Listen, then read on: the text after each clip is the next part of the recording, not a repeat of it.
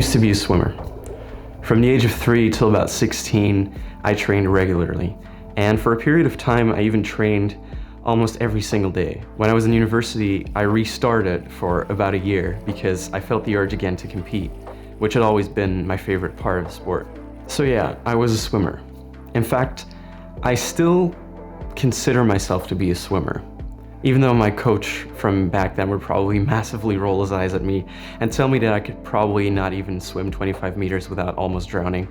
And what I have to say to that is, it was probably true at the start of this challenge. Nevertheless, in the spirit of challenging myself, and because I do still miss some kind of athletic competitiveness in my life, I wanted to challenge myself to train in the pool, in the swimming pool, every single day for a month. I did a 100-meter sprint freestyle in the pool in the beginning, and I did one at the end to see how much I could improve within a span of 30 days. So the whole process went as follows. I got up, I had breakfast, and I drew up a little workout sheet for the day, and then basically I just went to the pool, trained, and I repeated that every single day. On top of that, I also still went to the gym for about 3 to 4 times a week. At the start, it was so hard. All right, it's day 8 now. I completed my first week yesterday. It was crazy getting back into the pool last week after that first session. Basically after 300 meters, like my arms were dying. I count on it taking about 2 to 3 weeks for it to go back to kind of normal, where it feels like my body's used to again. So if I get through this week, it's gonna start feeling smoother again, which is what I'm looking forward to. I've been pretty active in recent years when it comes to sports, so I still went to the gym, I did some running, I did all kinds of stuff a bit of a mix. So I still built up some muscle and I kept up with some cardio levels, but these specific swim muscles, they had been unused for a really long time, and I felt it. So the 25-meter drowning thing that I imagined my coach would have told me in the beginning was too close for comfort. Something I remember from that one year that I started swimming again during uni is that swimming is fucking hard in the beginning. You have to imagine that you keep pushing yourself and your endurance levels every single training, and on top of that, you do it with these micro breath holds throughout the whole thing because your face is underwater, you can't breathe. You have to get up to breathe. There's constant micro intervals where you're holding your breath the whole time, basically, especially with the turns and especially with certain exercises where you try to not breathe as much, basically. Because breathing takes time, breathing slows you down in the end if you're actually doing a sprint. Apart from the cardio levels, when it comes to my speed, I did that first 100-meter sprint in the beginning, like I previously mentioned. I clocked in at about 102.80, I think, which wasn't great, but it wasn't as bad as I expected either. So I thought, yeah, well, I can work with this, and I mean, this goes to show that I also built up some muscle, got a little bit stronger over the years, and I basically also had somewhat of a resemblance of some cardiovascular ability left in me. So the days passed, that regular morning routine, and I gradually built up my endurance and the distances that I was swimming. I started out with about 2 to 3 cute little kilometers that I was doing every single session, and then slowly I worked that up to like 4K per session, and then sometimes go up to 5K. Okay, so today is day 13. I finished the 13th training day in a row. I'm very tired. I did 5K today. It's the first 5K in like a very long time, let's say. So yeah, I don't know. I'm feeling my shoulder literally right now, holding my phone. I guess that kind of says it all. I was also still going to the gym, like I said. So basically I was doing like 10 to 11 training sessions a week. And of those training sessions in the pool, I also built in some recovery training sessions with a little bit less of distance and no resistance training in there whatsoever. Maybe just one sprint or something in a 2.5K session, just to allow my body to recover a bit.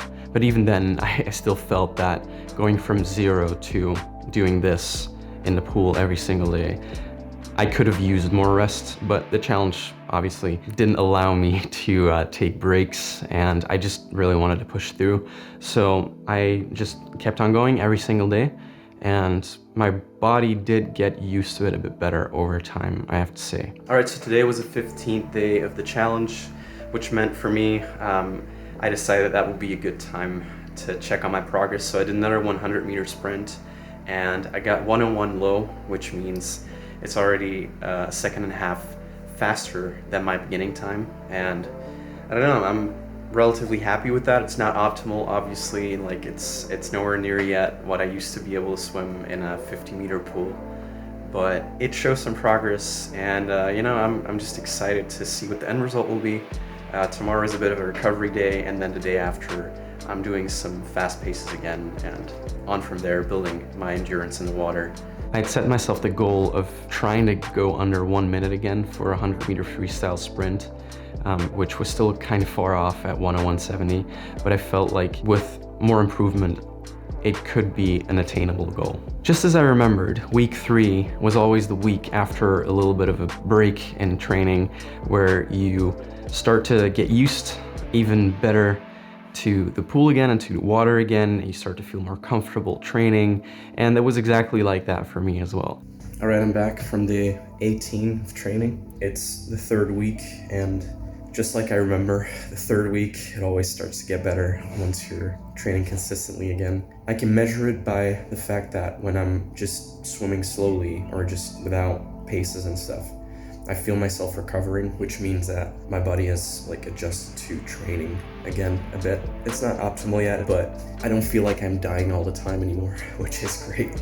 Today, for example, I did 40 times 50 meters, and every time I had to start at a certain interval, and 16 of those 40 were at a race pace. And I mean, it was hard at the time. Obviously, a race pace is always intense, but I recovered pretty fast, and by the end of training, I felt like I could have swam more without being super exhausted. So that's a good indication, that's a good sign that I'm improving. So yeah, these last 12 days should feel a lot better than the first 12 days, let's say.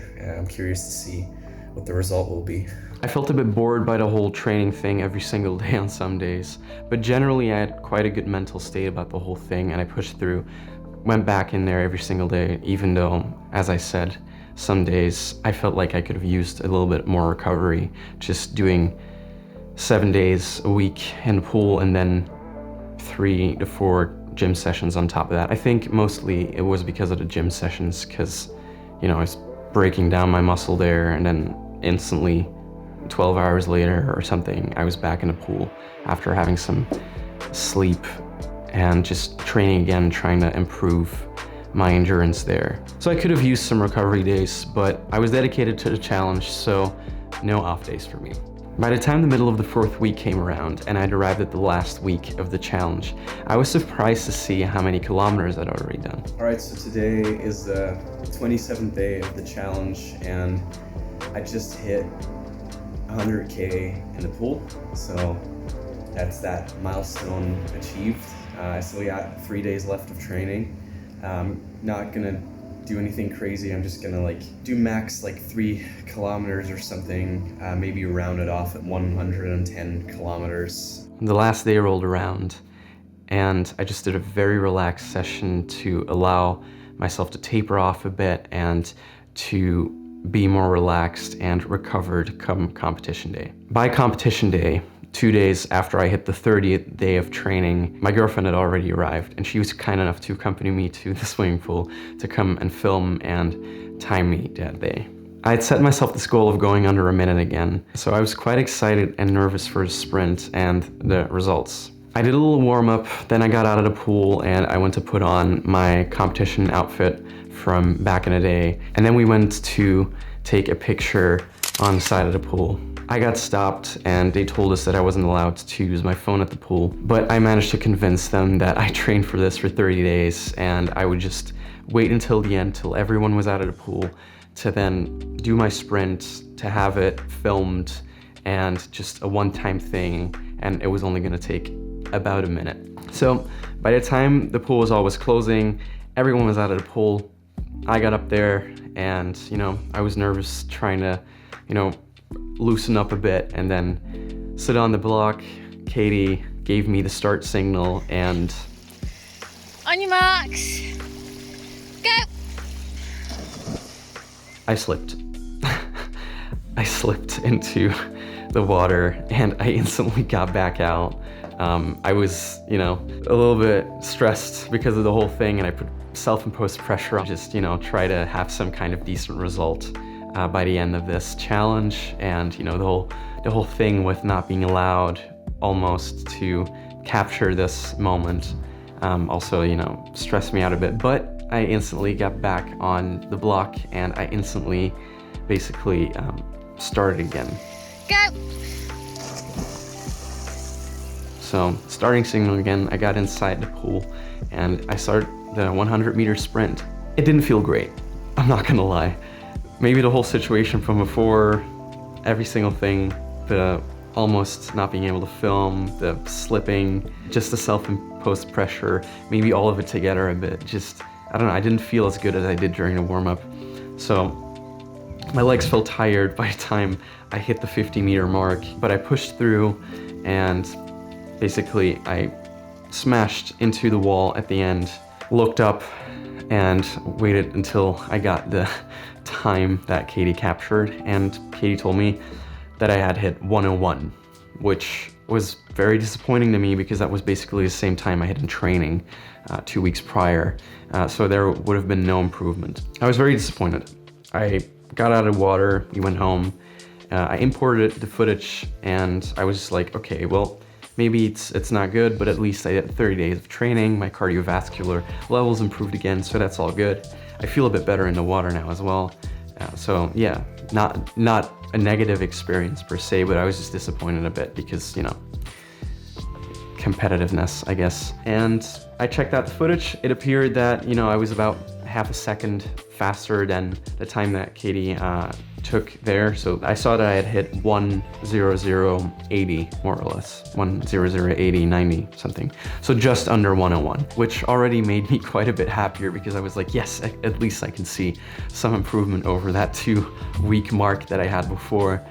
And I don't know, I just kind of wanted to leave it at that, but I changed my mind and I decided I just was gonna go for a second try a little later. So that's exactly what we did. We went back to the swimming pool. This time, no phone to film, just using it to take my pace, take my time. And I just did a little warm up again and got up on there on that block. I felt a lot more relaxed, I have to say.